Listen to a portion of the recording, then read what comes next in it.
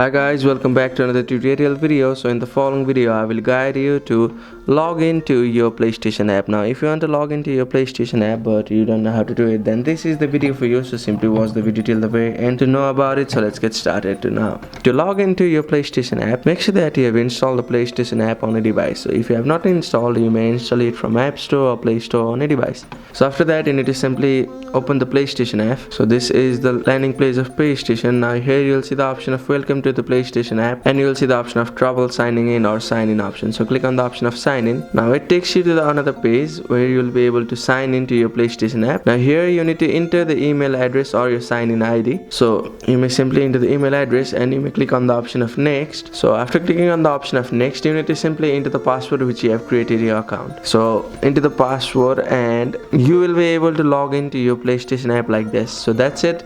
That's how you can log into your PlayStation app. Thank you for watching the video. Please don't forget to like the video and subscribe to our channel. Thank you.